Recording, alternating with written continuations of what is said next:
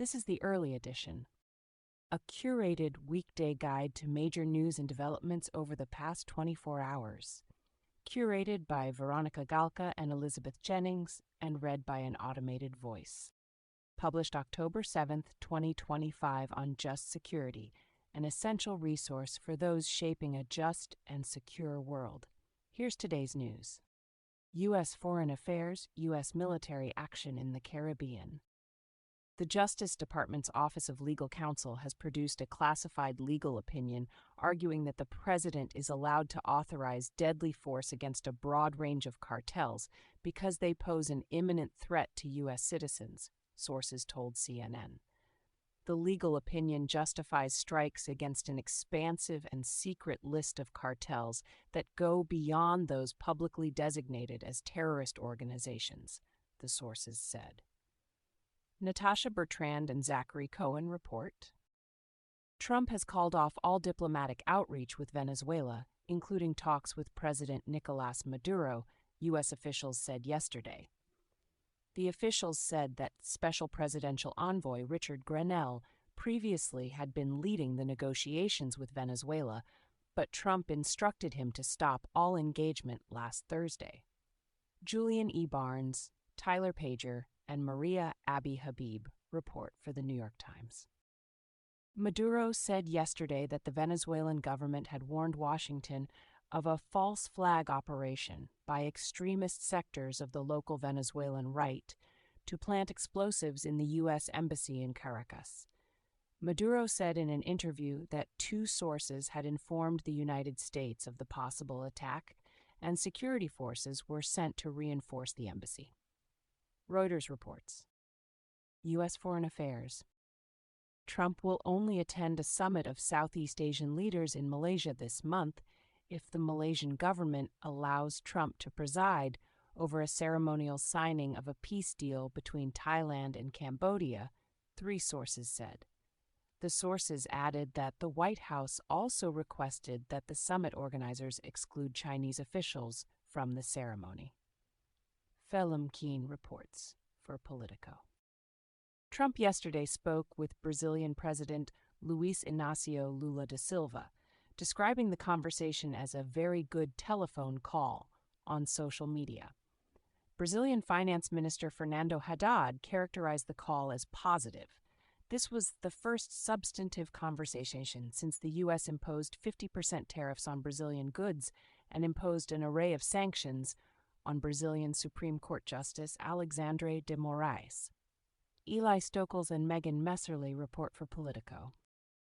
Trump yesterday announced that all medium and heavy-duty trucks imported to the United States will be hit with a 25% tariff from November 1st.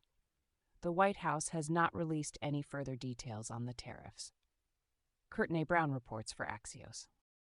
The White House yesterday announced a $35.6 million investment in Canadian mining company Trilogy Metals. The investment makes the U.S. government a 10% shareholder.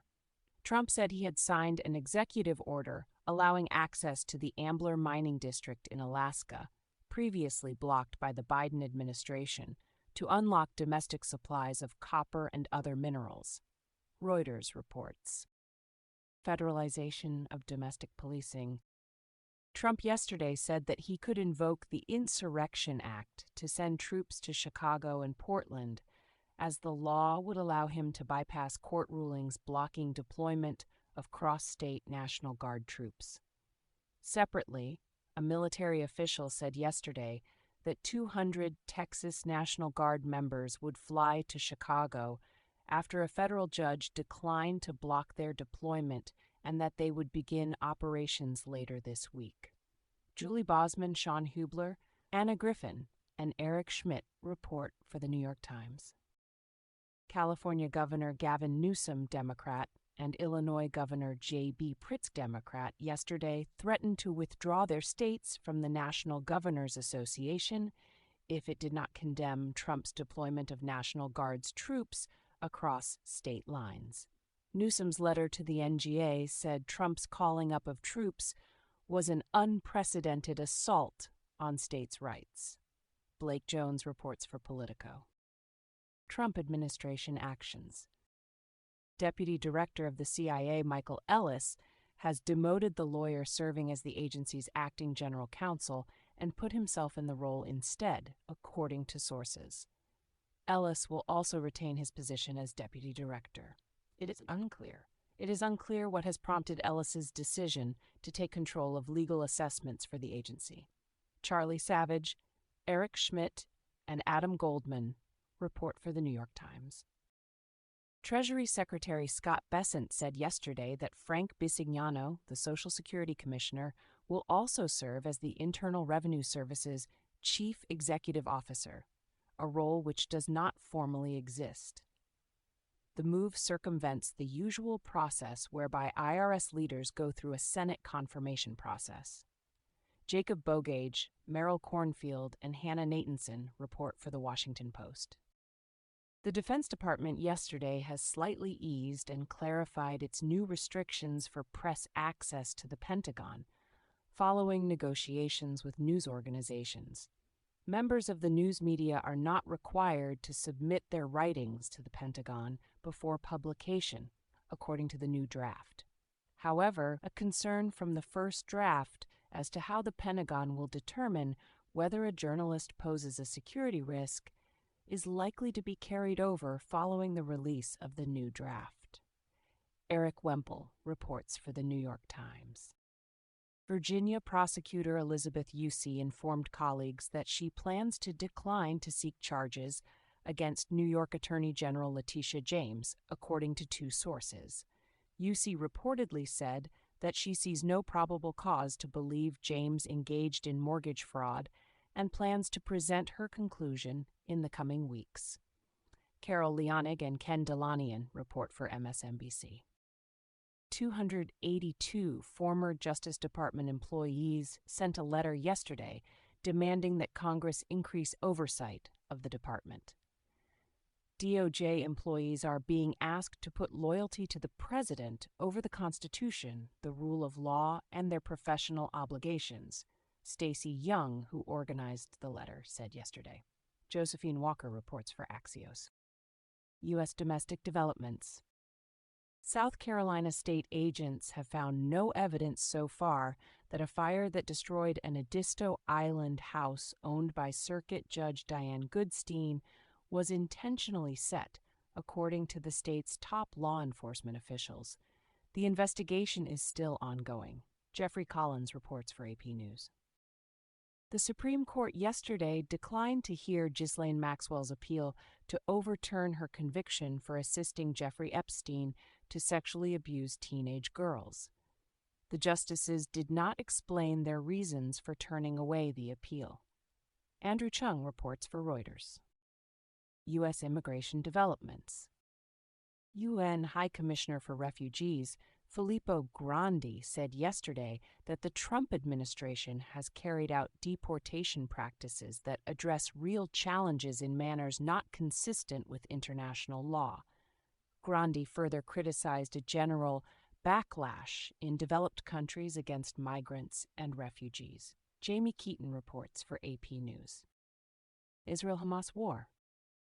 I really think we're going to have a deal, Trump said yesterday on the first day of indirect talks between Israel and Hamas on the U.S. ceasefire plan in Egypt. Palestinian and Egyptian officials told BBC News that the sessions this week are focused on creating the conditions for a possible exchange of all Israeli hostages in return for a number of Palestinian prisoners. Rushdie Abuluf and Catherine Armstrong report. Barak Ravid reports for Axios. Israeli strikes have killed 19 Palestinians in Gaza the last 24 hours, according to Gaza health authorities. Israel has not ceased its bombardment despite pressure on Netanyahu from Trump to stop bombing Gaza during the talks in Egypt this week.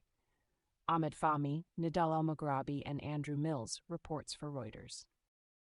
The United States has provided Israel with at least $21.7 billion in military assistance since the war on Gaza started 2 years ago, according to a study published by the Costs of War Project today. A second report says the U.S. has spent roughly $10 billion more on security aid and operations across the Middle East in the past 2 years. Matthew Lee reports for AP News. Over 6,000 people have been reported by Palestinian relatives in Gaza to still be buried under the rubble following Israeli airstrikes since the war began, according to Gaza's Hamas-run health ministry. The ministry said it has received reports from families of a further 3,600 others missing. The International Committee of the Red Cross medical charity has a separate list with at least 7,000 cases still unresolved, according to an ICRC spokesperson. Wafa Sharafa and Sarah El-Deeb report for AP News. Russia-Ukraine war. I sort of made a decision pretty much, Trump said yesterday when asked if he had made a decision on supplying long-range Tomahawk missiles to Ukraine. Trump said he wants to know what Kyiv plans to use them for before supplying them, adding that he's not looking to see an escalation. Russian President Vladimir Putin said on Sunday that if Trump supplies Tomahawks to Ukraine, it would be a completely new, qualitatively new stage of escalation. Barak Ravid reports for Axios. Houthi developments. Iran-backed Houthi rebels have detained 9 UN personnel, bringing the total number of arbitrarily detained UN staff in Houthi-controlled areas to 53 since 2021, UN spokesperson Stéphane Dujarric said yesterday. Dujarric did not specify the timing or conditions of the latest detentions. Reuters reports. Other global developments. Syria yesterday published preliminary results of its indirect vote for the first National Assembly elected since the fall of the Assad regime last year. Only 6 seats in the new 210-seat parliament went to women and 10 seats to religious and ethnic minorities, including Kurds, Christians, and 2 Alawites, according to a Reuters count verified by election observers. Interim Syrian President Ahmed al-Sharaa has yet to appoint his nominees to the remaining third of seats. Timur Azari and Maya Gabeli report. Kurdish-led Syrian Democratic Forces allegedly killed 1 person and injured 4 others in attacks on checkpoints of the Syrian security forces in Aleppo last night, according to Syrian state-run news agency Sana. The SDF denied attacking the checkpoints, stating that they withdrew forces from the area months ago. Sana reported this morning that a ceasefire has been reached, without providing further details. AP News reports. The International Criminal Court yesterday convicted former Janjaweed militia leader Ali Muhammad Ali Abd al-Rahman for war crimes and crimes against humanity committed in Sudan's Darfur region more than 20 years ago.